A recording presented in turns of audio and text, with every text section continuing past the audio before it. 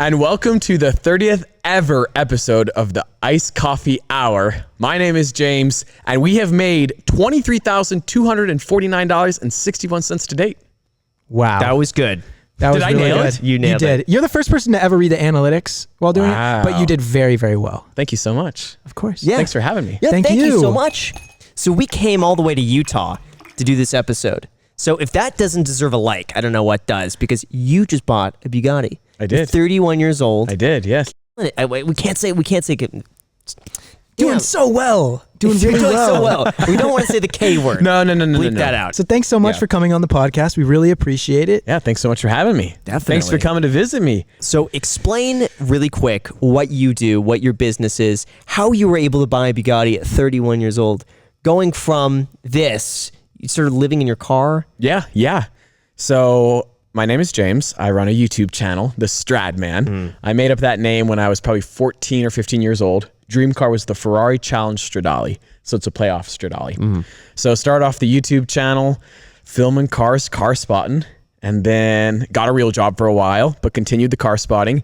Bought a Lamborghini, channel took off, bought some more cars, bought a Jeep, continued to grow. Yep. And then I decided it felt right to buy a Bugatti. But really, the only reason I could buy it is because of my YouTube channel. It's the ultimate justification tool, you know, because I can drive it, I can film content with it. Every single time I drive that car, I'm making money. I'm filming videos, I'm doing Instagram stuff, I'm doing TikTok stuff. So, albeit an expensive car to operate, the money that I make offsets it, you know? What got you into cars? I have loved cars since before I can remember time. It's just always been there. The passion's always been there. And I've always loved photography. And so I've always had a camera in hand and I've wanted to take photos of cars. So even when you were like 4 or 5, you had a fascination with cars and it just stuck with you all the way till now? I have pictures of me as like a 5-year-old standing in front of a Lamborghini Countach. You know? That's awesome. Like DuPont Registry is a magazine that has like amazing cars for sale. And I remember I'd go to like the local grocery store and I'd go to the magazine section to see the DuPont Registry, and I'd just flip through it looking at all these cars for sale. And I'd find, there's this dealership in Portland, Oregon. And I'd beg my parents whenever we went to Portland to go to this car dealership. And so one of those photos in front of the Countach was from that. So the passion's always been there. And why haven't you gotten a Challenge Stradale yet? Of all the cars. Right. Pick anything. Why not pick the one that you're named after? Well, dreams change over time. And so when I was 14 years old, the Challenge Stradale was my favorite car in the world.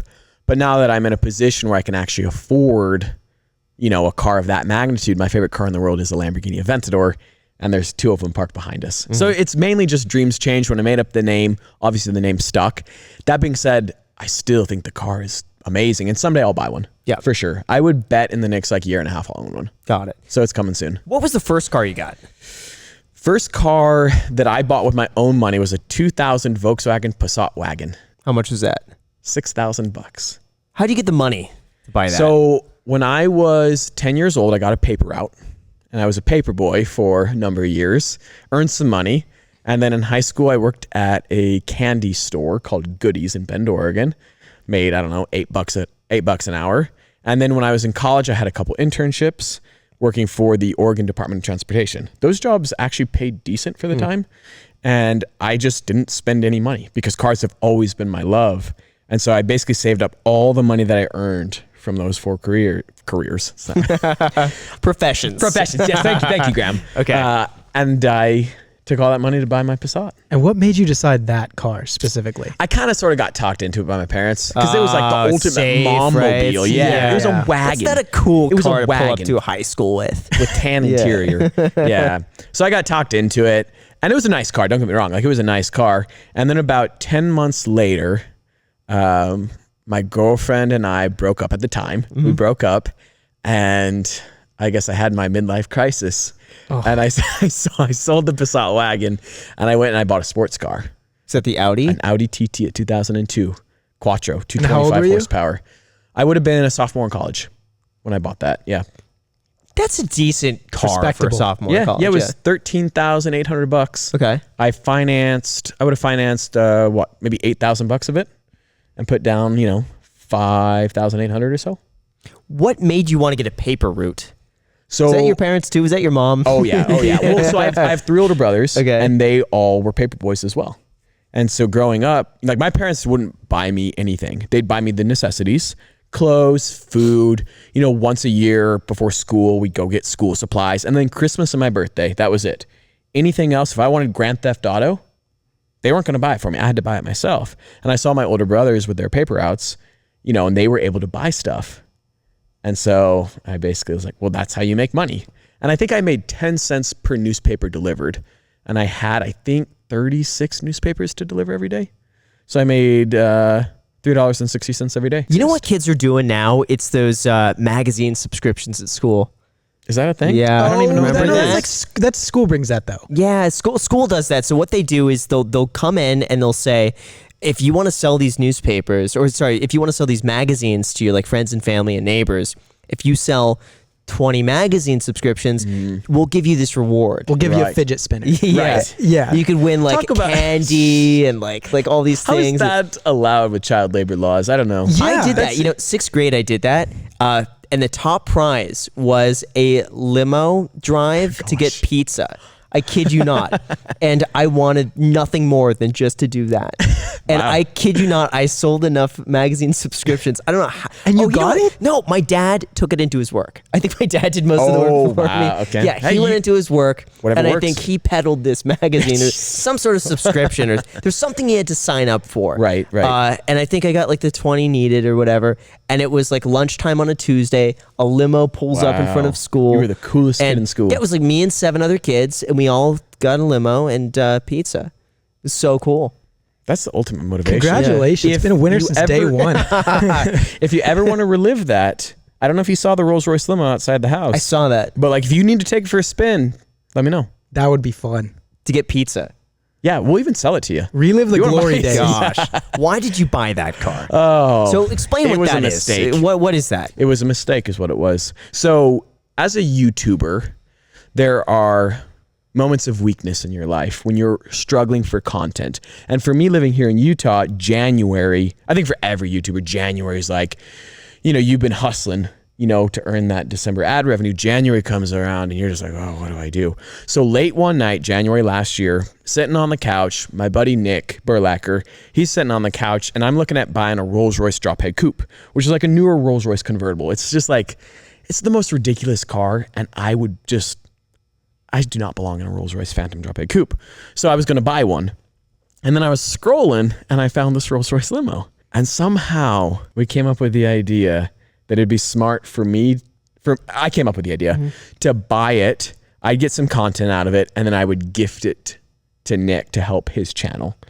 And then he would be able to use the limo and take it out on Uber rides and we'd bury it and, cut the roof off and turn it into a hot tub and just like do silly, stupid nonsense. This is what happened in January.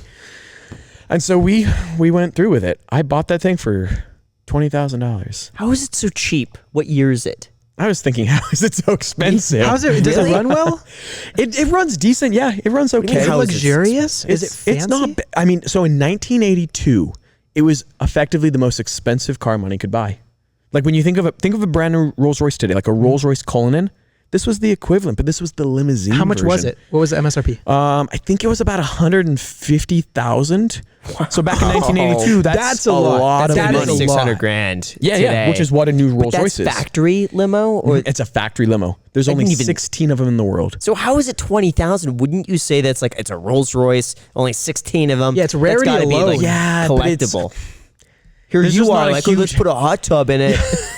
Well, they would be disgraced back in that year. That's why we didn't do it. The reason we didn't cut the roof off and do everything is because we felt guilty. Because I'm a car guy through and through.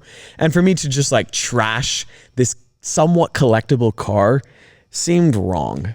It's just because the car does have some value to the right person. And I just don't know who the right person is to buy it off of us. But how is it $20,000? How does a car depreciate that much? There's probably such such little demand for a car like that. Would you want a 1982 Rolls-Royce limo? Like, what would you do with that? What would the majority of people do with that? It is so like large. It's like large and I'd put a jacuzzi in it. It's large and inconvenient. It's an eyesore too. Sitting in front of the house, it leaks oil. It's just and it's speed. Yeah. It's not great. What about this burying it? I heard a story. Were you telling me that you're going to bury it? We did bury it. Why? You're talking about like not putting a jacuzzi, but it's okay to bury it. But first, a quick word from our sponsor, Vessi. Don't you guys hate it when you're crying because you don't have a girlfriend and your tears drip onto your shoes and get your socks all wet?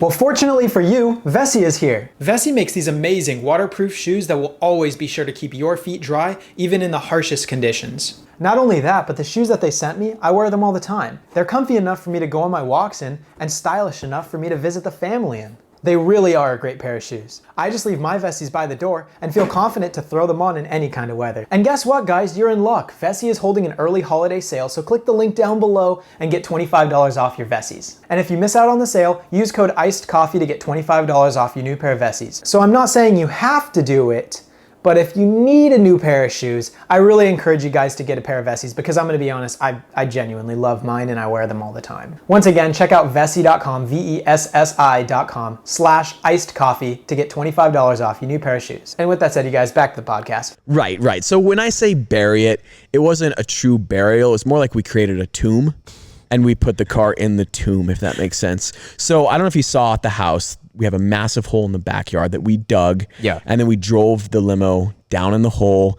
and then we covered the hole with a bunch of plywood and dirt, and then we put the plywood over kind of like a tomb, and we left it there, and then we dug it out shortly thereafter. That was for a video? It was for a video, yep. Is that your idea too? Yeah, Nick and I kind of decided to do it together. I would do the video burying it. He would do the video unburying it. So it'd be a good collab. He'd get some content, I'd get some content. Okay. And the thought process was maybe we could make this video go viral, pay for the limo, so then we wouldn't feel as bad about buying the limo. What happened? Did it go viral? No, it got 1 million views. So it paid for itself. Yeah, I mean, it paid for itself, but it didn't do anything in excess. And I'm not complaining about the views. It just. But here's the thing: the car has value to it. Absolutely. So you're ahead now. Oh yeah, we are ahead. The car, Yes. And you got the content out of it, so you made money from it. We did make money. Yeah. Yep. Yeah, we made money. So all in all, from an investment standpoint, ROI is actually pretty high. It's actually higher than most of the cars in here. We were talking to another YouTuber, Carter Scherer, and he basically started buying a bunch of really nice cars because they provided a better ROI than he could have found anywhere else for his YouTube channel. How many cars have you bought to date? And have you ever had a negative ROI on those cars? So every single car I have had a positive ROI by a landslide. Like so it's a no-brainer every single time. Every single time. The Rolls-Royce would be, I just haven't filmed that much with it, but from a percentage standpoint, it'd actually be pretty good. But yeah, every single car, easily. And how many cars have you bought? Ooh, that's a tough question. I have 8 cars right now. I've sold probably 5 or 6 cars in the past 2 years. So maybe 14. Let's talk briefly about your living situation. You're living with Nick. Yep. Who Berlacher. was your boss. He was, Who fired you. Yeah, in a way, yeah. Okay. For YouTube, he fired me. In real life, I got laid off, but YouTube views are a lot better when you say the word fired. But yeah, so I met Nick. He took a chance on me. I worked for him for a year and a half. Company went belly up, and then I went YouTube full time. I was living in an apartment up in Park City, and it was like, I don't know, $600-700 a month. And I wanted to go to Europe for 6 weeks to film videos. I was like, well, I can't afford rent while I'm gone. So I rented a storage unit, put everything I owned in the storage unit, booked a flight, went to Europe with Gordon, F-Spot. Yep. Was there for 6 weeks, came back from Europe and didn't have a place to live. And Nick and I had kept in touch while I was gone. He's like, dude, I got a spare bedroom. I'll rent it to you for $250 a month. So here I am, like, trying to grow my YouTube channel, trying to keep my expenses at an all-time low, not sure how much I'm going to make every month. And Nick basically just gives me a room for free. He just gave it for me for free. And it just like, all of a sudden I had no expenses effectively. And that helped me out. Like I can't even measure how much that helped me out.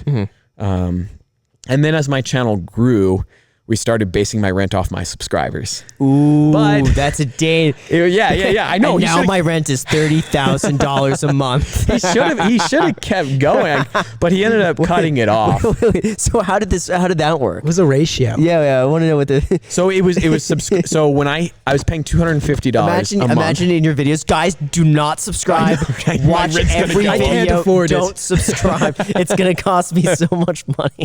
So when I had $250 250,000 subs, my rent was $250 a month. Once it was 300,000, I had $300 a month. So then when I hit 500,000, so my rent was based off the number of Couldn't subscribers. you make so much money off 300,000 subscribers though? Like, per That's million the thing. subscribers. At 300,000 subs, I wasn't making very much money. Why? YouTube rates have gone up so much. but off Really? sponsorships Yeah. as well. I didn't get my first sponsored video until like 300,000 subs. Wait, and it was like $600, So which how is much? not bad. How but- much were you making back then? Oh, I should have done some research. It was equivalent to making like 60,000 a year. So I was probably making Not bad. 4,000 or 5,000 a month. Obviously the nice thing about YouTube is everything's a write-off. Yeah. So, you know, I was making equivalent to what I was as an accountant, but I had so many write-offs that helped a ton. Right. Yeah. But that was probably around 300,000 subs. I think around 700,000. That's when it like took off. Okay. Yeah, that's when Yeah. it was like, okay, wow, I'm making like legit money now. Yeah. You know. I remember What's legit money? Oh, I mean, this was $15,000 a month. That's legit. No, it money. is. That's legit money. It is. Yeah. Absolutely. You know, at that time, that was like, wow, I'm making Yeah. 6+ figures filming these dumb YouTube videos, chasing cars around the world, getting to travel all the Yeah. time, have the experiences of a lifetime, making 6 figures. You know, so that was, and then it kind of just took off from there. That's what's so crazy about YouTube. It's like you have to work so much harder at the beginning in a lot of ways than I do now. Yet the rewards are all now. Yeah. It's just crazy. I mean, I guess everything is like Yeah. that in life, though. But at what subscriber count did the rent kind of cap off? So I currently pay $800 a month. So it capped at like. Yeah, I guess it would have 800,000. capped. Well, so I was living in his Yeah. townhome at the time. Yeah. And then he decided he wanted to buy the house. So he sold his townhome, bought the house. I followed him from his townhome to Yeah. his house. And then a year later, he got married. I still live with him. And then I got a dog Yeah. a year later, and my dog How lives does- with us as well. You're taking Yeah. over. I know. Pretty soon, you may as well just take the master bedroom in the house. Give Yeah. rent him the room. I don't know if that's going to $800 a happen. month. Yeah. But how does that dynamic work with like him and his wife and just you in the house? Yeah. How is your relationship with his wife? Great. Okay. Awesome. It really helps that I have a really, really cute dog. Yeah. Because she loves Oscar, my dog, so much. And I think that helps. She's super easygoing. I'm easygoing. And I think just our personalities just mesh really well. Yeah. Nick and I get along so well too that I think she understands that dynamic. And I think that she sees that Nick is happy having me around, so it makes her happy. Yeah. And I'm happy being around. And so it's weird. It's a weird dynamic, but it works really, really well. At least from my perspective. You know, I haven't gotten the notice yeah. on the door yet. But you're talking about now moving out. Yes, When do I you am. want to move out? So I am scheduled to break ground on my house in January. And then as soon as the house is done, they told me 9-10 months. No. I know. And I yeah. Year and a Everything- half. Oh, a year and a half, bro. It's honestly going to be a year and a half. I know. I would bet you $1,000 now. $1,000 right now. Wow. It's going to be 18 months. Look at this guy. Take it. He tried betting me Take it. earlier. I'm glad he I was didn't. trying to bet me earlier. I saved money on and that. I say, yeah, you would owe me $500 right now. I would've. $1,000. Done. I got Let's do ahead it. of myself. Are we doing this? Wait, okay. You're So not what do going to you cut say? this out of the video, are you? No, Jack? I'm going to leave it in. No, I'm going to say from the day you start, whenever that is. Okay. Oh, it's going you're throwing to be me a bone right now. It's going to be 18 months. From the day we break ground. From the day you break ground to the point where construction is completely done. When I move in, like certificate of occupancy. Certificate of occupancy. But you can't like, the garage isn't done, let's just say, but the house is technically no technicalities here. The whole thing has to be done. I am sleeping in my bed in my house for the first night. Yes. And I posted the video Yes. moving in. Okay. I'm going to say that's 18 months. Okay. You say how long? under 18 months. Well, you can't. It can't just be. That's all you need. We got. Okay. This is the Price is Right. It's Right. not okay. You thought that was the name of this podcast. Okay, anyways, I'm going to say, so 10 would be a months. great name. 10 months That is is, what I was told, but I also believe that nothing ever gets done on time. Right. I'm going to say 12 months. Okay. You say 12. I say 18. Right. And whoever's closest. Okay, so 15 or under is what I need. Yeah. Okay, Right. done. Okay. Shake on it. Okay, we'll just do the Jack. Put the little. This is legally Fist binding. bump. Fist bump. Yeah, it is yeah. legally binding. Yeah. Yeah, absolutely. $1,000 $1,000. USD. Yeah. Dollars. Yes. Okay. Just make sure you're not going to throw me Canadian dollars or something. Pesos. Go buy a toothpick. No. Okay. Okay. Yeah. Wow. No, I'm gonna say it's I like am not 18 a months. betting man. But, I've never gambled in my entire life. I can attest to this. Actually, we were in Vegas. Oh, that's right. Remember? What was this? 2 years ago, something Yeah, like this. we were. And I tried so hard to have you put $1 in the slot machine. And I think what like our workaround to this was Gordon F Spot gave you $1. No, Gordon put the money in the machine and then had you just press the button for Gordon's money because you refused to spend any of your own money. Because you wanted to give me, you were like going to hand me a $50 bill. Yes, You're going to 'cause tell it me was to good put it in luck. the slot machine. 'Cause it was good luck. And I was like, why can't we go do something else with this 50? I couldn't do it. Beginner's luck. Everyone who's I don't want to go and talk about gambling now, but I'm just saying there is beginner's luck in the casino. If you go in never having done it before, you always win the first time. Right. Well, that's what they want you to do. Right, exactly. And then you never win ever again. Of course. So you have one shot where you can And I win in the messed casino. up. And Or did that not count? I don't think it counted Because that I was definitely not your own didn't win money. anything. We lost that $50 like that. But it wasn't your own money. Okay. Why are you so against gambling?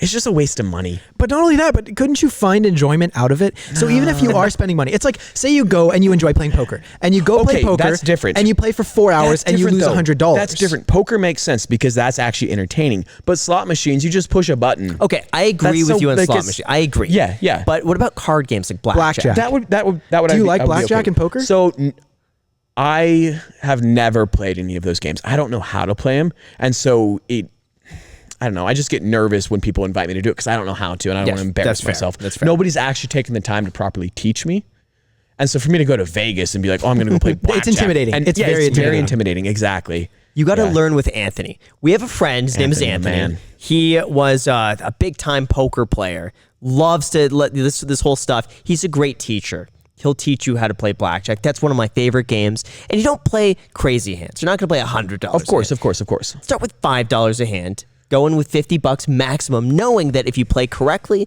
you're gonna have fun for an hour at a table with your friends. Right. Go back and forth. Maybe you win some money. Maybe you lose. Worst case, you spent $50 for an hour of fun with your friends. That's the same price as like Top Golf. as I say. Right. Absolutely. Same time. Okay, So I'll make you a anyway. deal. Next time I'm in Vegas, you're in Vegas. Anthony's in Vegas. Anthony. You can teach. Yeah, Anthony, All where are right. you at, bro? Yeah. You teach me. Deal. So anyway, glad to know you're potentially interested in learning about this, but it's fun. That's my my logic behind it. I mean, we've already made a bet on this podcast. I don't know what else to Let's see who expect. wins. Yeah, Let's see who I'm wins already this. out of my comfort yeah. zone. But tell us about the house, and I have some thoughts to share with you. Yes. In the house. So the house, breaking ground here soon, hopefully. So originally, the house design, I just wanted it to be a garage, a 10-car garage with a 2-bedroom apartment above it. But I ran into a bunch of city ordinances that wouldn't allow that, basically. And so I had to redesign the house. And I don't need. It's so much nicer if all of my cars are easily accessible. It just makes life easier. You know, running over to the warehouse and back, like it just takes up so much time throughout the day. And so having all my cars at the house, one location, would just be life-changing. And I've never had that. Mm-hmm. And so I want, a house, I want to build a house that I can put all my cars, but then also have room for growth. So I have 8 cars right now, but looking into the future with the channel, there's no reason to think I won't hit 14, 15 cars someday. Yeah. I don't, past 15 might get a little bit exhausting, but 15 cars. So the house design was kind of centered around that. Exhausting. Get it? Yeah. See what I did there? Good one. Wow. I completely lost my train of thought with that bombshell joke from Grahamstephan. So it was centered around that central idea. Like I need a 15 to 20 car garage. Yeah.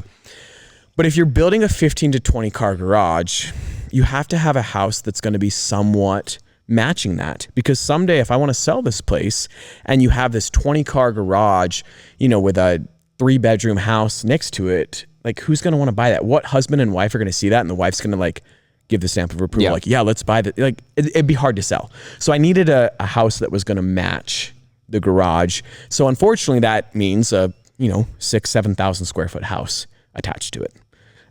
Which is not the worst thing in the world, but it's definitely excessive. And the upstairs will probably never be used, honestly.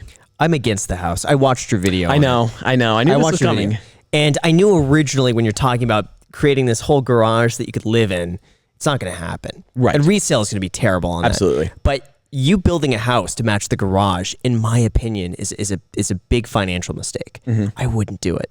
But first, a quick word from our sponsor, Manscaped. Being poorly groomed is a thing of the past. It's time to gear up and give yourself the gift of shaving this holiday season. I'm talking about the Manscaped Perfect Package 3.0. It's literally everything you need to keep trimmed, cut-free, and smelling nice. Inside the Perfect Package 3.0, you can find the Lawnmower 3.0, which is Manscaped's redesigned electric trimmer. It has proprietary advanced skin-safe technology, so the trimmer reduces cuts and can be used in the shower. The Manscaped Perfect Package 3.0 also includes the Crop Preserver, an anti-chafing deodorant and moisturizer that you can use anywhere. I'm also thankful for their Crop Reviver. This product, along with the Crop Preserver, keeps your applicated area from sweating, smelling, and sticking. And these products smell really nice. Their manly scent is super attractive and will help set the mood. The Perfect Package will also come with a pair of Manscaped boxers. Between you and me, it's time for an upgrade on those undies. I know how long you've had them. 'Tis the season to manscape, and if you're struggling finding a gift for your dad, your uncle, your brother, your dog, look no further. The Manscaped Perfect Package 3.0 is an amazing gift, and you really can't go wrong with it. Get 20% off and free shipping with the code ICEDCOFFEE at manscaped.com. Make sure to be well groomed for the holidays and make Santa proud this year. And with that said, back to the podcast.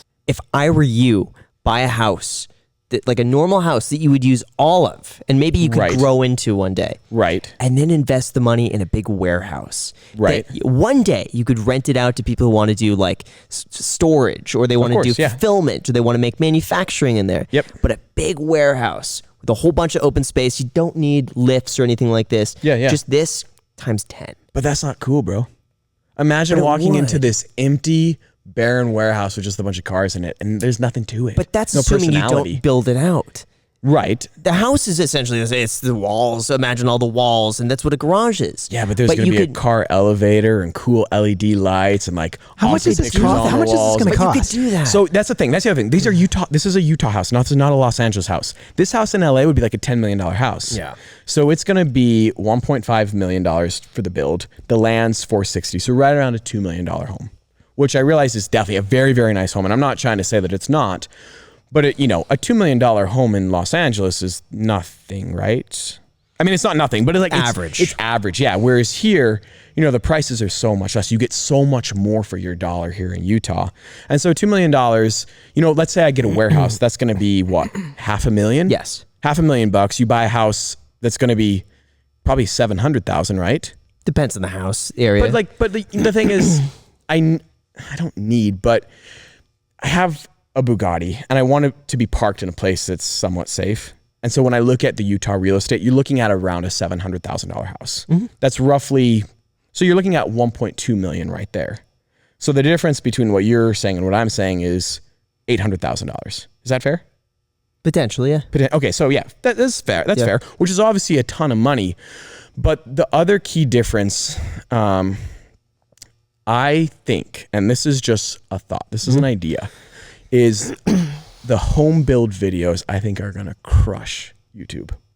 I think the videos building the house are going to kill it. I think they're going to get double the views that I normally get. I'm planning to film this entire process, and I think it's going to be so sick because you look at the automotive sphere and you have all these automotive YouTubers and they're all buying cars, they're all building cars, but I'm going to be building a dream supercar garage, which every single car guy dreams of. So I think that the videos building the house will earn crazy amounts of money. So here's what I'm afraid of. You're going to be in $2 million in this house. Yep. For resale, it's you're not going to get that back. I don't not? think it's such a specific buyer who wants to buy a house like that. I want to interrupt you real quick. Go for it. Remember it's Utah though. Yes. Utah's not Los Angeles.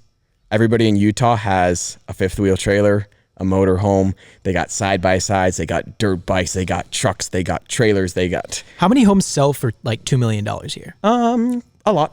In that area. In that area, yeah. I mean, the area that I'm building in, I don't want to say where it is, obviously, but every single house in this area has a massive detached garage.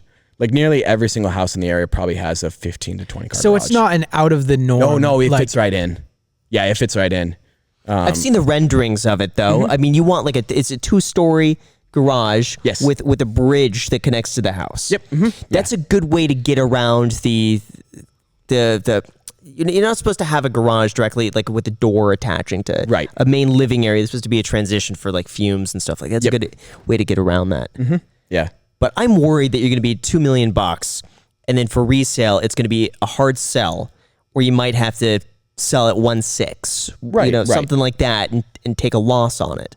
So I see this house as a place that I plan to live for a long time. I don't see it as being in a year, it's like, okay, I got to move. I see this as being, and that's why I'm building it the way I am, because I want this 15 to 20 car garage. So I see it, living there for 10, 15, 20 years. And I'd be shocked given how Utah is growing. Yeah.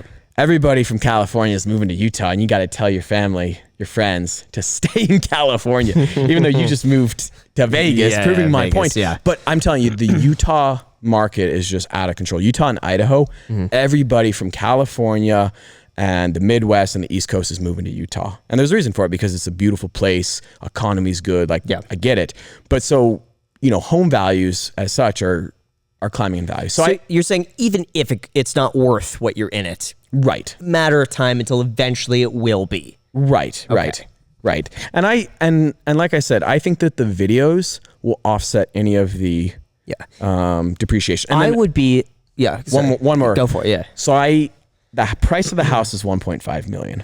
I'm working with a lot of companies to get a lot of free stuff. Good. And a lot of that free stuff is going to offset that number by probably $200,000. If I had to guess, that's like my best guess. So that'll offset the depreciation as well. So I'll be in it myself 1.8, even though the average person would be in it 2. So then if I sold it for 1.6, it doesn't hurt as bad. And considering the value that you're going to get out of the home with the videos that you post on. Right. And I truly believe that these videos are going to help take me to a different level and add a whole new demographic. How have your current home videos performed? Awesome. Really? Better than the car videos, you'd say? Views wise, about the same. Okay. But I feel like the interest level has been really, really high. And then when I think about it, like the home videos that I'm filming right now are not very exciting videos. It's me just like walking around showing a walkthrough on a computer. Whereas I think the actual, like the framing the house, I think that video will do really, really well. Just like even the home tour video. Like when I finally move in and I film that video, this is the home tour, there's a chance, like we talked about earlier, you can never predict viral videos. There's a chance that video could get 10 million views and I could earn $100,000. It's totally possible. When I look into the future, that's a video that I think could crush it, especially if this garage is how I'm envisioning it. The thumbnails, like this incredible back cave garage with a car elevator. I got 10 supercars there. That video could get 10 million views. I could make $100,000 off of it. It'd be interesting to see how those videos perform. Yes, my for sure. experience, my remodel videos do not do that well. Yeah. They're some of the worst performing videos. Yeah. Because it doesn't look like things get done. Of course, Like sometimes 2 months could go by and the place looks the same. For sure. But it's hard to convey like, oh, but it's new electrical in there. Yeah, There's a definitely. roof that's brand new. It's like Definitely. you can't show that stuff. It's not interesting. It's not Yep. like the sexy stuff. Yep. But the people who watch those videos love them. So you get a small audience who's really dedicated versus a big audience. For sure. So I try to sprinkle those in every now and then, but it's hard to get those videos to do well. So I'm curious if you're going to have a different experience than me. And I don't know. I mean, I don't know the answer to that question. I think that the storyline of the house should do pretty well because they'll be watching it be built from the ground up, like digging the hole to me moving in. Whereas your videos, it's a remodel, maybe not quite as exciting. Now, like you said, though, digging the hole, there'll be a lot of hype for that because that'll be like the first construction video. That'll do well. Pouring the foundation will be kind of cool. The framing, I think, will do really, really well. Once the framing is done, the house won't be changing that much that quickly. Those videos might not be quite as exciting. But I think that towards the end of the build, the move-in videos, I think those would do really, really well also. So we'll kind of sort of see. But I'm excited. I'm excited about doing something that's kind of different also, but still car focused, and it'll add a lot of nice filler content because a lot of my videos, I'll film like a 12, 13, 14 minute video and I'll hit like 6 or 7 different topics. I'll talk 2 minutes on the event store, 2 minutes on the Bugatti, 2 minutes on the GTR, go check out the house, film 2 minutes there. So it'll be a nice little like additional storyline going along with the rest of the story. One thing I wanted to say about the difference between his home videos and your home video is I think that your home video is more so just about the financials of the home. And because that's like the main focus in the video is like the ROI and the amount of money that you're spending and then what you're getting for that. Whereas with your home videos, like you said, I think that it's a little different. Like it would be more entertainment based rather than educational. Yep. So I That's think that true. you're also hitting like on a bigger audience demographic, whereas Graham's kind of just going towards his usual audience, but it's also just a little bit more niche since it's really hardcore focused on real estate. That's true. Yeah. I mean, my videos, you will watch my videos and effectively learn nothing. You watch your videos, like it's information, like the amount of information you get is amazing. Mine's a total opposite. It's purely just entertainment. It's just something that's like a stress reliever. Yeah. So I definitely think that there could be a difference there on the home build videos. I don't know. We'll see. Yeah. I'm kind of excited to see what it's going to be like. I feel like home build videos have done actually really well though.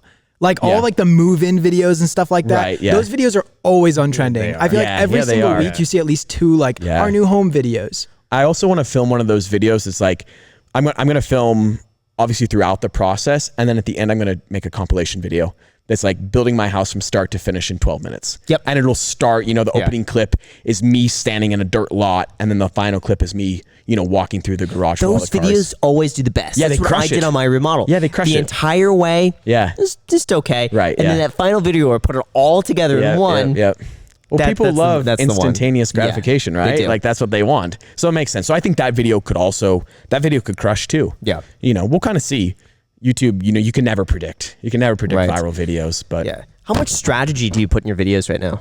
Like thinking, I want this video to play on this one, and like I'm gonna save this video for this day, and like there's what do you do? a lot that I do behind the scenes that I don't think people realize. I see you change thumbnails a lot. Oh, absolutely. You Yeah. change thumbnails all the time. That's my favorite is when I'll be scrolling, I'll be like, wait a second, this was different like 10 minutes ago. And then I'll change it again. I was in Jackson Hole, Wyoming, and I posted a video, and it was from the first leg of Gold Rush Rally from Seattle to Spokane. Posted the video. It was doing awful. Like just terrible. I think it had like 13,000 views in the first 8 hours or whatever, let's say. Like they didn't have 10 of 10 back then, but if they did, this video would have been like 15 of the 10. Like it was just awful. Yeah. And during that day, there was a Bugatti Veyron Super Sport that got pulled over by a police officer, and I filmed that happen, but that was not the title. That was not the thumbnail of the video. It was just a scene within the video. And I changed the title and the thumbnail to Bugatti Veyron pulled over by Washington State Police. And then the thumbnail was that. Instantly, in a split second, the video just took off skyward. Wow. Like absolutely insane. And I remember after 24 hours, it set a new record for the most views I'd ever had in 24 hours. Wow. Although in the first however many hours, it was like the worst video.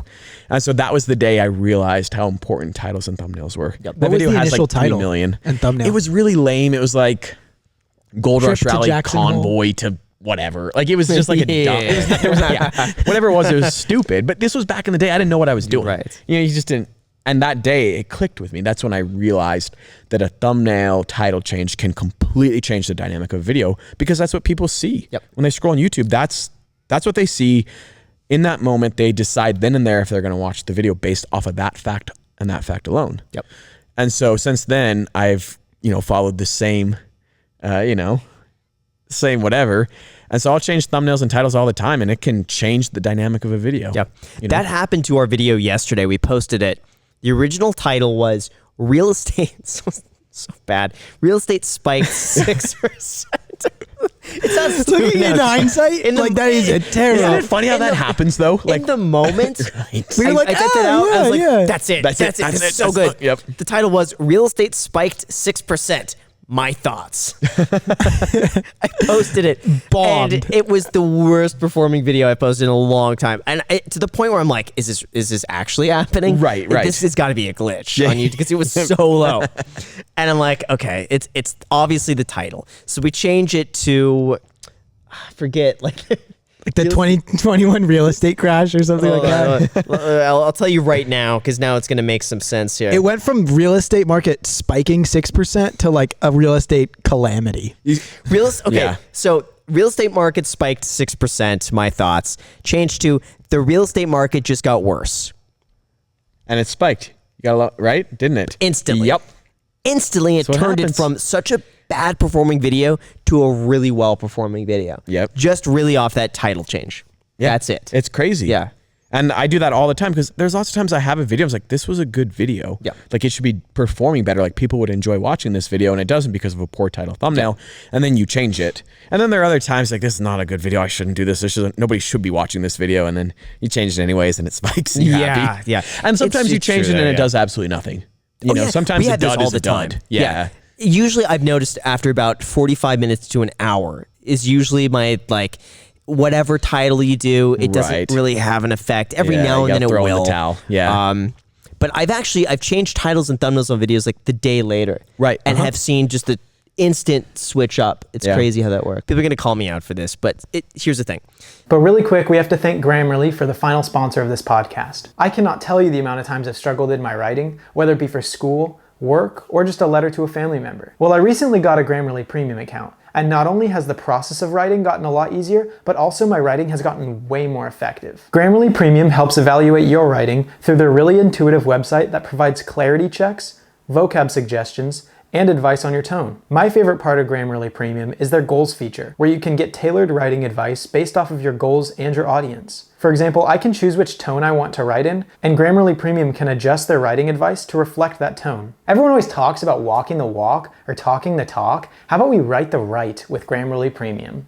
If you don't already have Grammarly Premium, I strongly encourage you to try it out because it has never been more important to have clear, concise, and effective writing. Evaluate your writing with 20% off Grammarly Premium at grammarly.com/icedcoffee. That's 20% off Grammarly, grammarly.com/icedcoffee. Thank you guys and enjoy the rest of the podcast. Some of my videos are evergreen.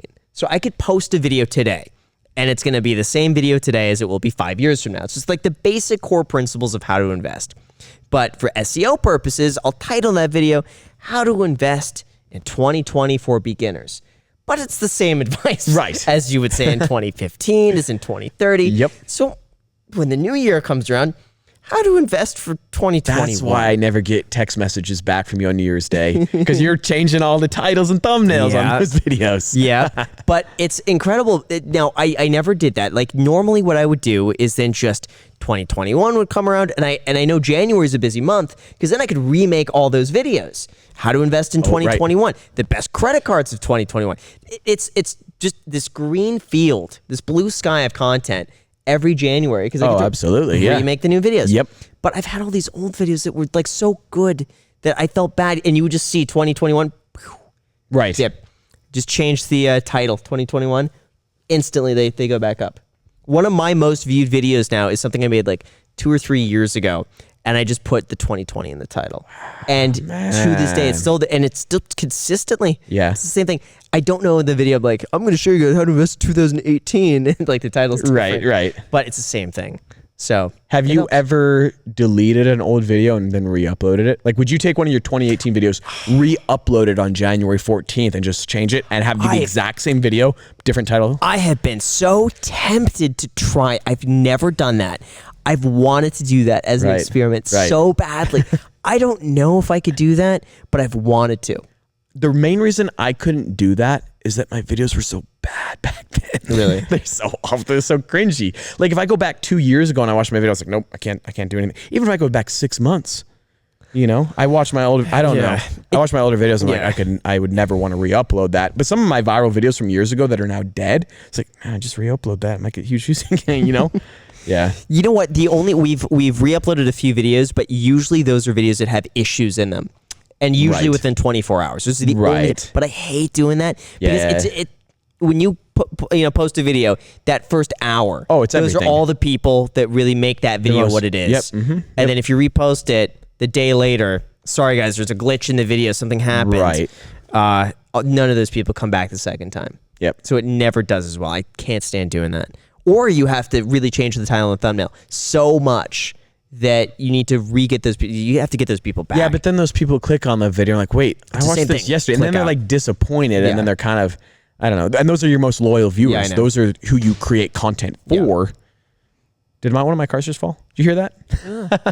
Yeah, what was that? Yeah, I don't know what that was. The GTR falling on the Tesla. I mean, if that happens, could I get the footage for my for my channel? I was worried about driving under that lift because in my mind I've seen like Final Destination and all those things, and driving under, I'm like, this could be it. Is this secure? Like if this were to fall, I had a game plan of What was your plan? duck. Like as soon as I heard a creak, I was gonna. So get that's down. why when I looked over, Yeah. you like, yeah. As soon as I was gonna do this, and then I'm like, how quickly can I open the door? If the car would it fall at an angle or like Right. So Wow, there thought- were a lot of calculations went into this. I wasn't expecting to drive underneath that thing, so You I'm could sure have it's you fine. should have just gotten out of the car before. No, it's fine. Let's take a risk. But anyway. What a risk taker Graham is. But anyway, at some point, I do want to re-upload a video and just see what would just. I'm just curious. What do you think about that idea? I don't is see it why bad? not. I mean, what's worst case scenario? What's the downside? The algorithm. I'm always afraid of the algorithm. knows with that? But like you Who knows create the the thing algorithm? is about the algorithm. Like at the end of the day, you create good content that people want to watch. People are gonna, like that's what matters more than anything, more than the algorithm. You make good content. People want your content. They're gonna watch your content. You know? I don't know. I believe in the algorithm. Do you really? I See, do. I believe the algorithm. I don't think plays a role in my success. Oh, this podcast feel has like, got a little bit longer. I Here feel we like go. I am forever indebted to the algorithm. So you think that your channel success is because you've gotten YouTube picked. lucky with the algorithm and somebody at YouTube is like, Graham Stephan, I like him. Algorithm, you. I think it's about creating content that does well from an algorithm standpoint. I think I can make really good content, but without the titles and thumbnails, like you mentioned, Of course, yeah. it wouldn't do well. But is that because so I think figuring out what the algorithm wants, Right. and then creating content that I like that would also appease the algorithm is really important. Because I Right. want to hit that demographic. I want the videos to do well. I want them to have the biggest reach as possible. So I think Right. learning what that algorithm is and then crafting videos around it. But the algorithm is also dependent on like click-through rates and stuff like that. So if you're changing the thumbnails and stuff like that, yeah, you are playing to the algorithm, but at the same time, you're trying to produce a thumbnail or a title that has a better click-through rate. So if someone sees this new title or thumbnail, they're more compelled to click on it. But it's seeing then which titles and thumbnails are being clicked on, what the algorithm is recommending, and then Right. kind of shifting in that direction. Aren't more what you're talking about is human psychology? Like when you change the title thumbnails, I don't do it for the Guys, algorithm. no, I do it sometimes- for human psychology. Sometimes I feel like there is an algorithm that puts you in a box, and you get within a certain range, like you've mentioned for your Right, video, right. within a certain view range. When you post a video, I bet the first hour you probably get almost the same amount of people clicking in the first hour. Right. A lot of the time. Yeah, uh-huh. That first 5 minutes, the same amount of people hit your video in the first 5 minutes. Right. Isn't that just statistics though? No, I can't imagine when you have a sample size of let's say 3 million people. Right. That you have a wide range of topics that always you're going to get the same amount of people clicking in the first 5 minutes. It doesn't make sense. Like ideally, I would think some would be huge, some would be little, but it wouldn't Right. stay as consistent. Right. But like think about an Instagram story poll. When you make a poll on Instagram, 5 minutes, let's say the ratio is 40-60, after 20 minutes, it's still 40-60. Not It never always. changes. Not But always, it only yeah. fluctuates maybe a percent or two. At least for me. But that's because you're getting such a large sample size within the first 5 minutes. Once you get beyond, let's say, 1,000, 2,000 people, that's a pretty good representation of everyone right. in general. Right. Yeah. Yeah. Yeah. I mean, that's how they sample politics usually. Is they'll get a sample size of, let's say, a course. few thousand people, and they use that as a representation for But many more. I post my videos every single day at noon. I have, let's say, 3 million subs to make it easy. Don't you think roughly the same amount of people are? Because it's an average. Everything I feel like would fall upon an average. That means on average, probably at noon every single day of my 3 million subs, there's 100 to 200,000 of my subs are on YouTube during that first hour. And probably, half of them or so click maybe? I think with the variances in titles and subjects, Right. it should not stay so consistent. Well, I mean, my videos do vary from 900,000 to 1.5 million. They're not consistently always 1.1, 1.1. Right. Like so, there are. I mean, That's still a pretty tight range. it's not that tight though. I mean, that's a 50%. Yeah. I mean, it's a decent size Yeah. variance. But I mean, my thing on YouTube has always been, if you make good videos that people want to watch, the algorithm will like you. Because the algorithm, what are the key factors? Watch time? Isn't watch time the most important factor? That's No. what do you think it is? I think it's got to appeal to a broad audience. Right. Anyone can watch it and understand it. it's got to be appealing enough for people to see that in their feed and want to click on it. Right. And then for sure. engage with the video. Okay. So he's liking, commenting. So you think likes subscribing. and comments make a big difference? I do. So my videos, I'll be like, oh, if today's video gets 100,000 likes, I'll do this. And lots of times I'll hit it and a video will get 100,000 likes. And if I don't say anything, let's say it gets 50,000 likes, that video never gets more views. It never. I've always found on my end it helps. Really? Yeah. Especially comments. Like I know within the first, when I post a video, I could tell how well it's going to do based on how many people comment. Yeah. Almost always in the first 5 minutes. Same with likes. My comments doesn't make a difference at all. Some of my most viewed videos have the least amount of comments. It might be different algorithms for different creators, though. Oh yeah, yeah. I don't doubt I could see that. that. Yeah, I could see that. Yeah.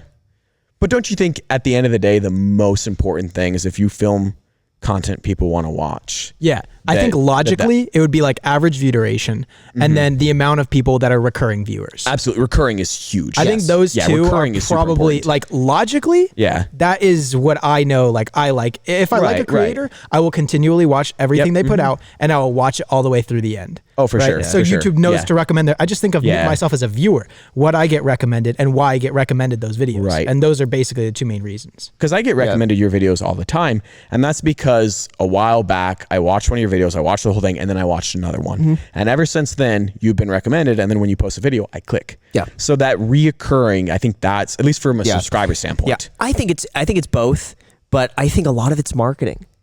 Just like if you could have a perfect product, but if you have terrible marketing for it, no one is going to want to try it. But isn't that once again just human psychology?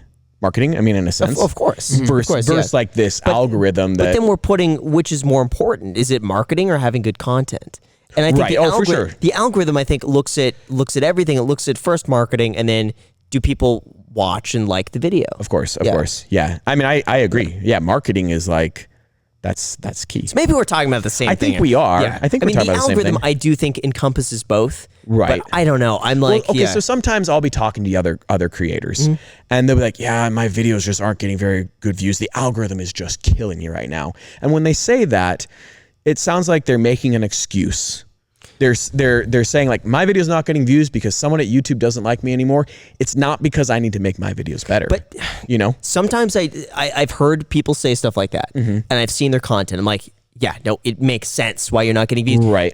But it also makes sense why an algorithm's not pushing this content. Right. Yeah. Because it's not content that I think YouTube would want to stand behind. Yeah. Well, I don't think it's not necessarily good content. Like, some of the content I feel like this would not be a good image for YouTube to endorse. Okay. Well, I think that's kind of a different.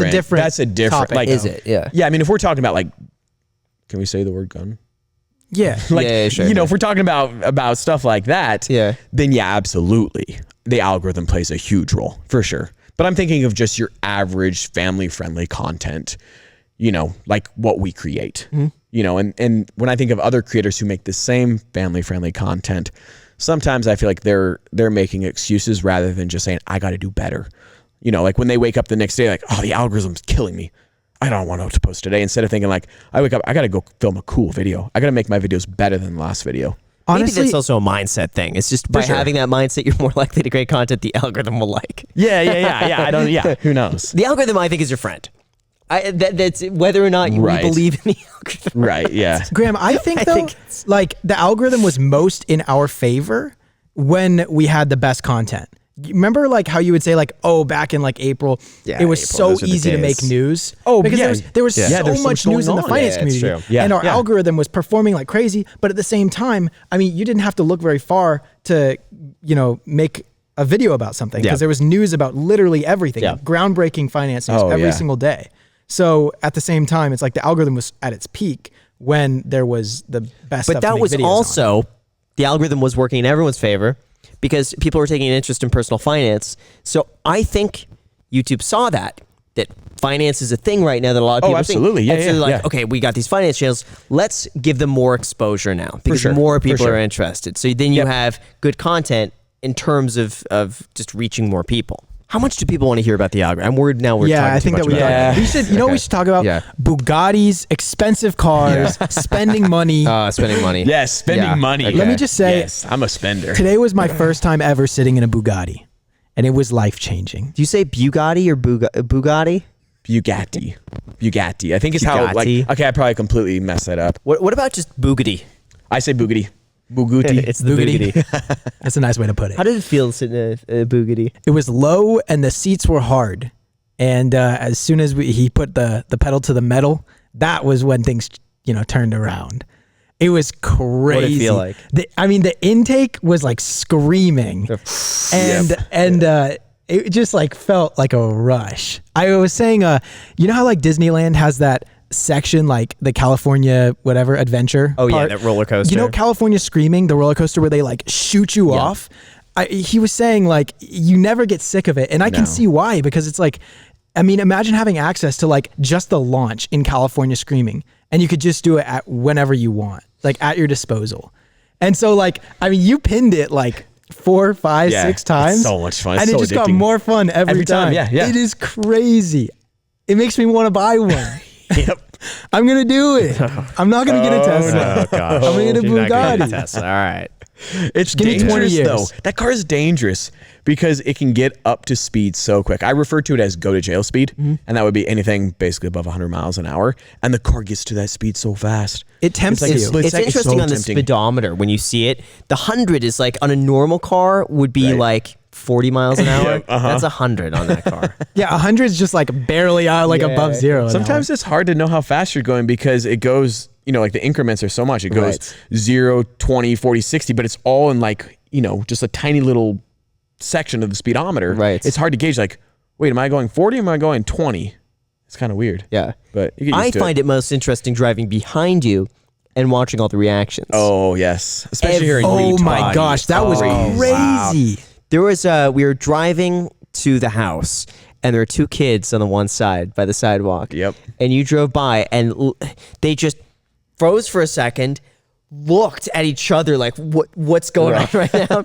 And then there was like 1 second where they didn't know what to do, so they started running. Yep. They started running and they were like trying to catch up with the car. Yeah. Just to get a glimpse of it. It is uncomfortable. It's exciting and very nerve-wracking all at the same time.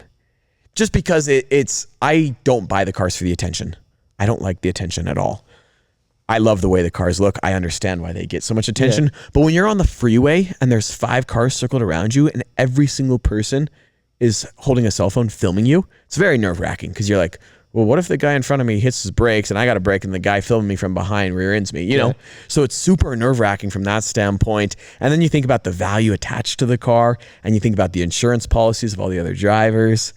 So like that part's really nerve-wracking. But then it's really fun when you go to a gas station and somebody's just freaking out because they've never seen a Bugatti in their entire life. Because this is the only Veyron in Utah that I'm aware of. There could be one hidden, you never know.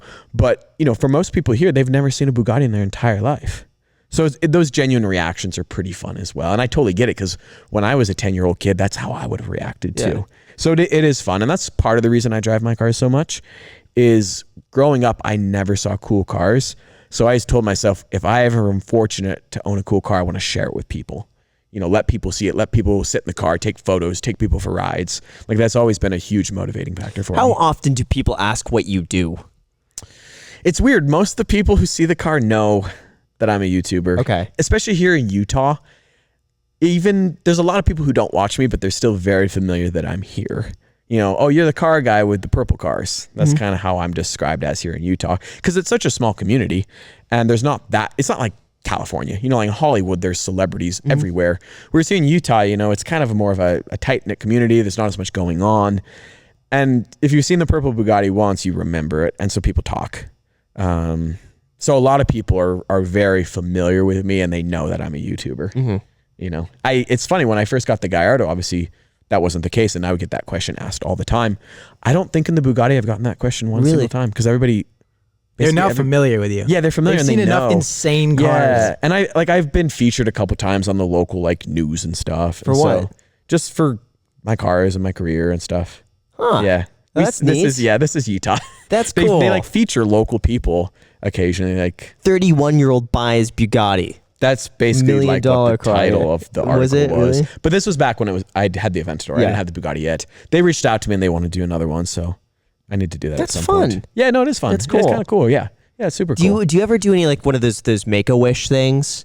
Because I feel like the Bugatti, I mean, that would be like any kid's dream. Oh, definitely. Would be get a ride in that. I've never done specifically Make-A-Wish Foundation, but I've done stuff very similar. Okay. Yeah. And it's super cool. I mean, the kids' reactions are always really fun. You got to be cautious though, because you know, when you're taking a 10-year-old kid for a ride at Bugatti, you're not going to go 150 miles an hour. So you give them the experience, but you don't go absurd speeds, you know. Imagine just launching the car 200 miles an hour, getting one like a really good experience. Well, so like you know, I've taken a lot of kids for rides, and you know, they're so content at anything. Like, because the car, you know, when you're driving 25 miles an hour, you feel like you're in a spaceship, and you feel like you're going faster than you're going half of the time too. So usually you don't have to go 200 miles an hour to get the 200 mile an hour feel, if that makes sense. You know? That would make a great viral video. I've seen some where it's what was it, the one in the Tesla where they had the people for launch control? Oh yeah, like Do launch control reactions. Yeah.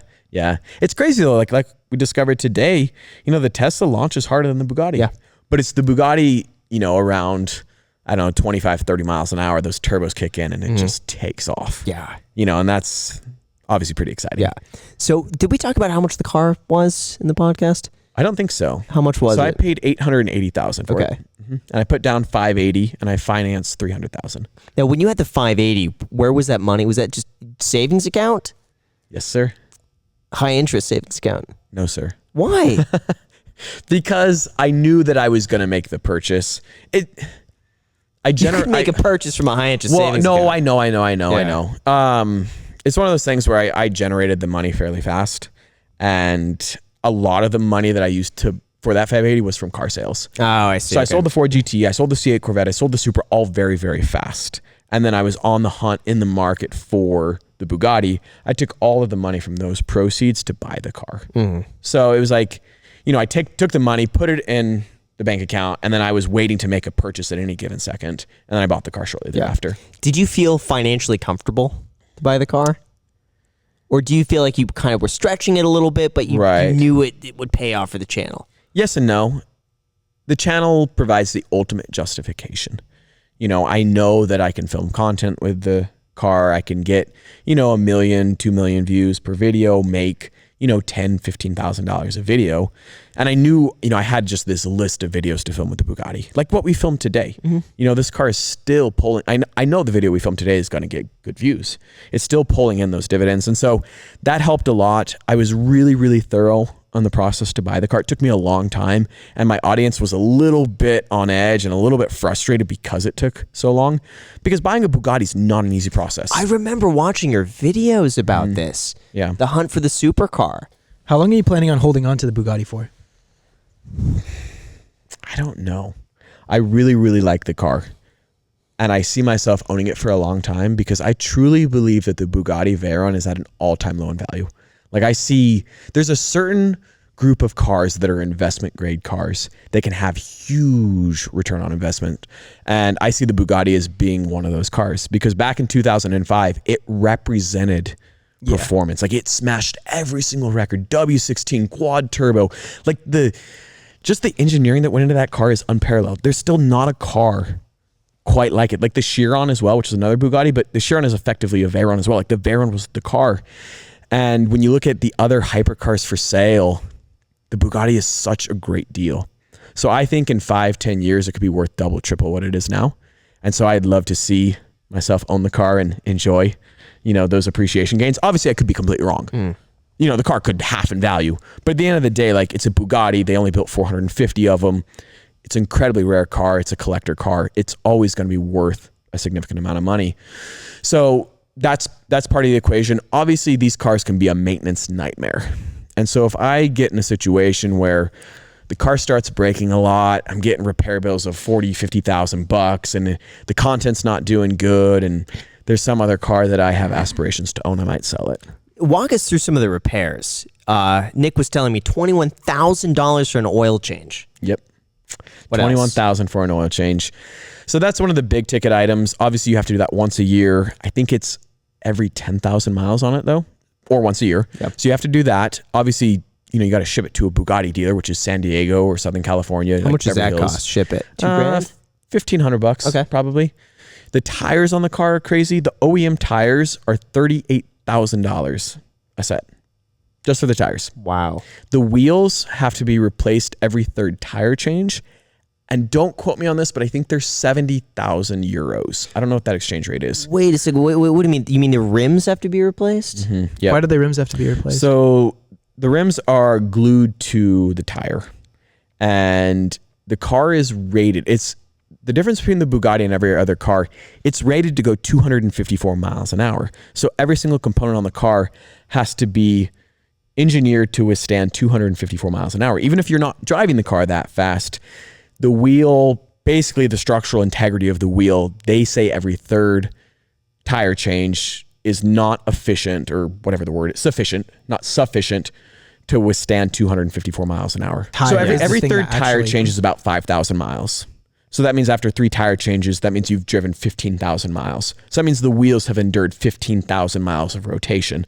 So the structural integrity is not sufficient to withstand 254 miles an hour. So they recommend replacing it. Why not just not drive 250 miles an hour? Like if you were driving under 120, Yep. and then you just like every 10th. Absolutely. And so don't do it. I agree 100%. So my car has aftermarket wheels and tires that are normal price. You know, the tires are $2,000 to replace. The wheels are just normal wheels. They're not glued to the tire. Now I have a set of the OEM tires and wheels. And if I want to do a top speed run, I'll put those tires and wheels on. But, you know, that might happen, like you said, once during ownership, and I'll do that. Now, that's why the true baller, if you see a Bugatti Veyron running around on OEM wheels and tires, like, you know, stock tires and wheels, that's the definition of a true baller, because he is rocking those prices.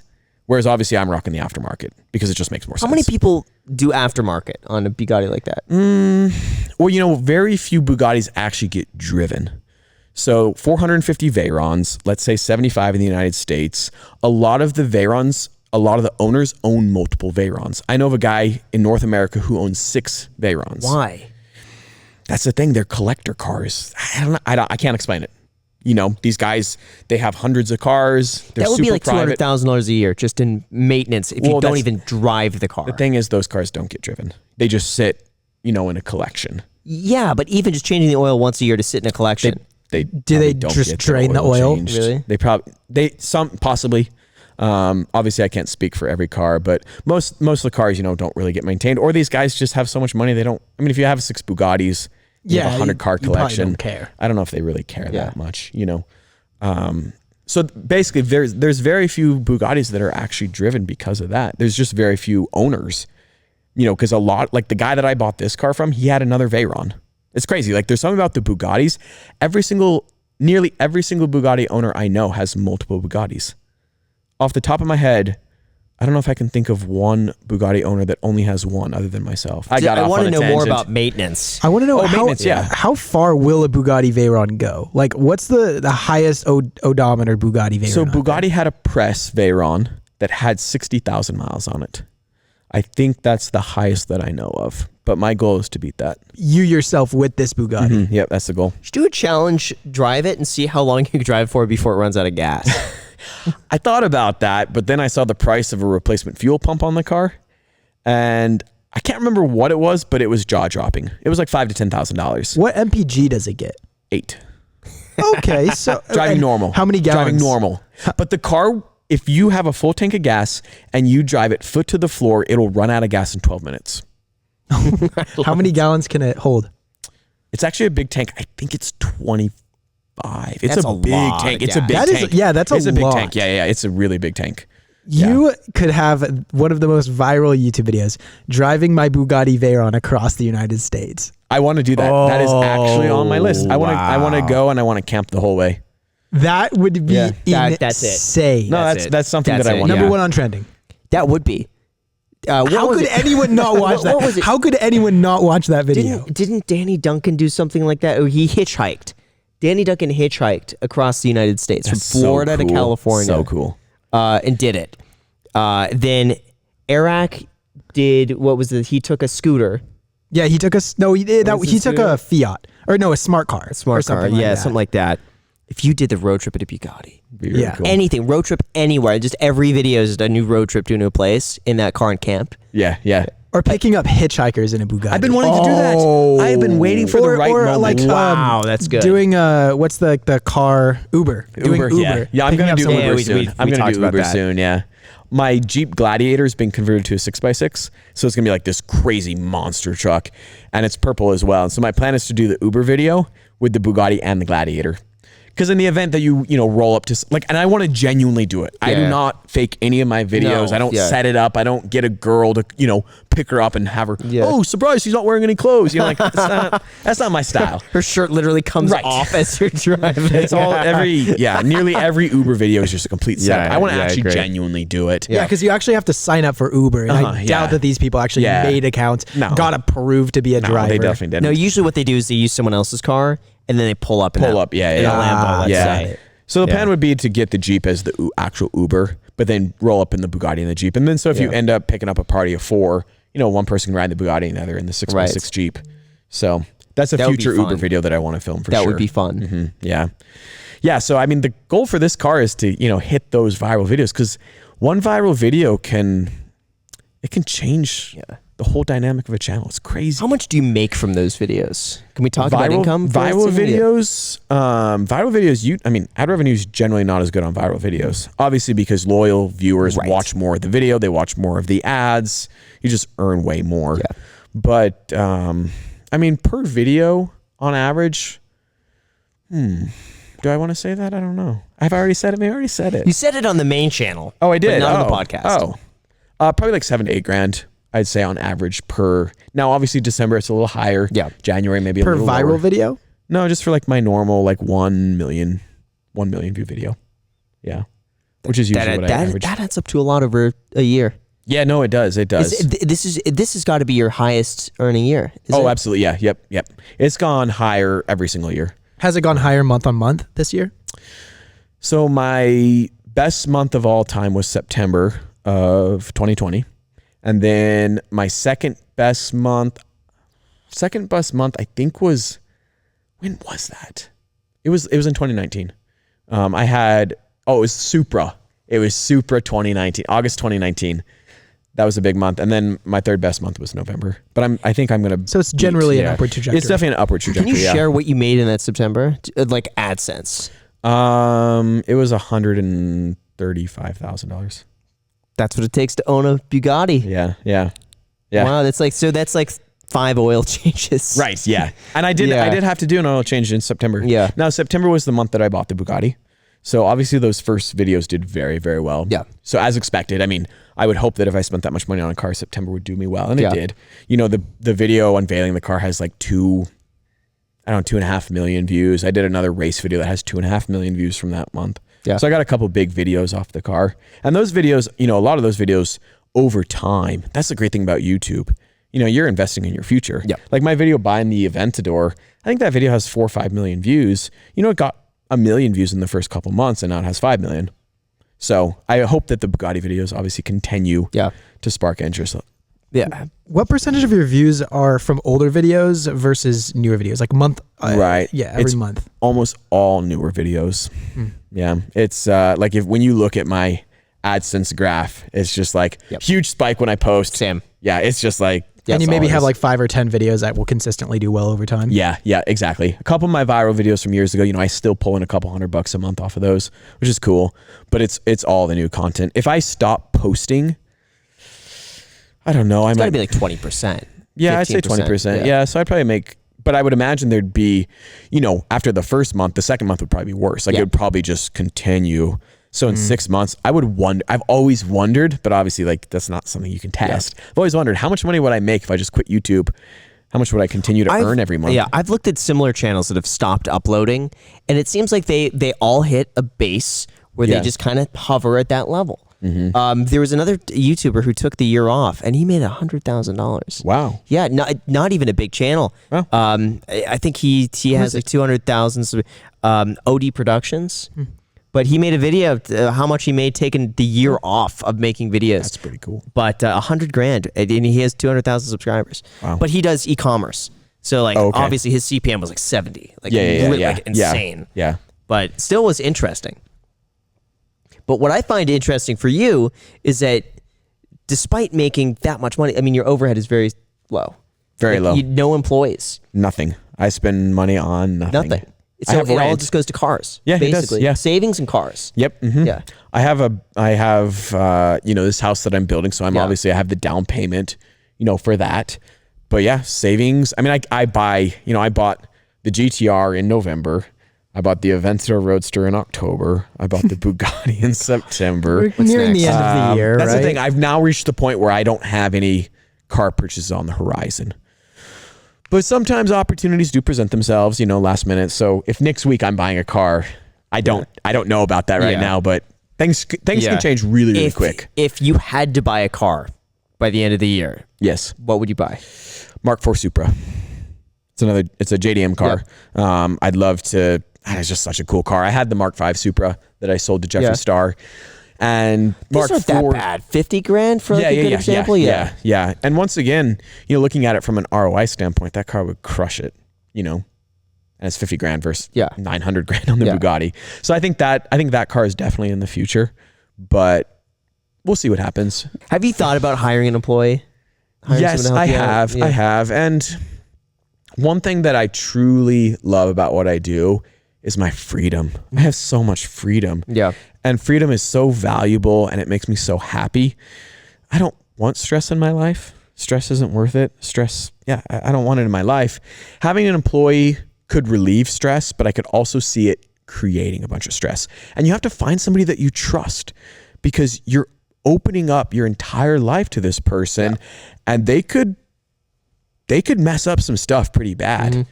And so it's like, is it worth it? Are the increased, increased profit, decrease in stress, is it worth that risk? Yeah. I don't know. Here's the thing. Here's the way I've started to look at it, is that you don't look at an employee, let's just say, as an increase in profit. Yeah. You're buying your time back. Right. That's really what it is. If that person saves you 20 hours a week, what's that worth to you? To have an extra 20 hours a week to do whatever you want.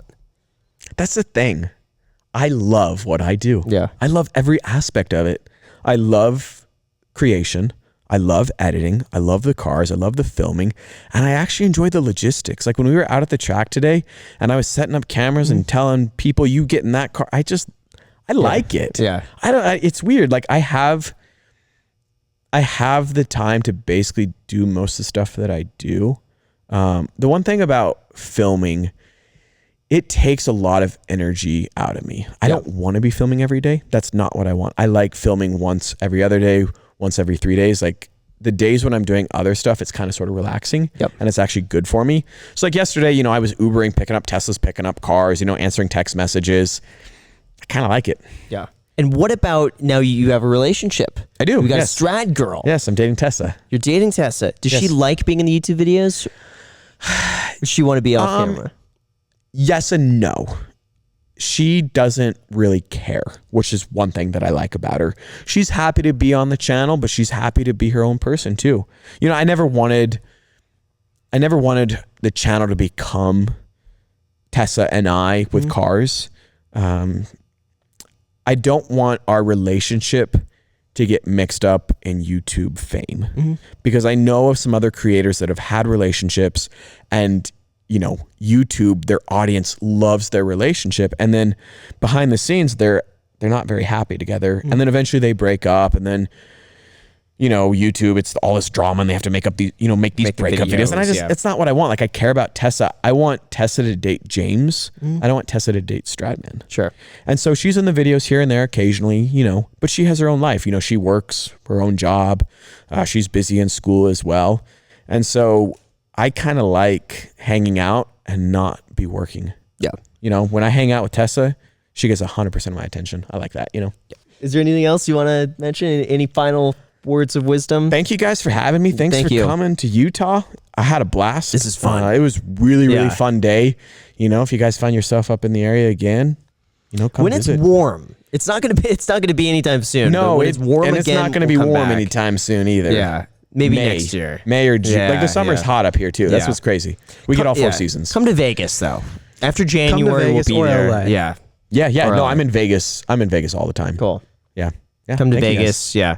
Look at our legs, guys. Yeah. It was only a matter of time was, until we all It was. Yeah. Got the same All right. leg. Now we're in movement. rhythm. All right, Jack. Anything else you need to? No, I think we're good. I think we're good. All right. Yeah. So I'll do the outro. So with that said, you guys, thank you so much for watching. I really appreciate it. Thank you so much for doing this. This has been a blast. I'm exhausted, but where are we going? The Texas Roadhouse, baby. Roadhouse. Yep. We're celebrating tonight. So that's where we're going. So thank you guys so much for watching. Make sure to subscribe. I'll link to your information down below in the description. Our Instagrams are there, where also you could get 4 free stocks. If the offer's still going, I think we're going to be posting this in time before the offer expires. You get 4 free stocks. Use that link down below in the description.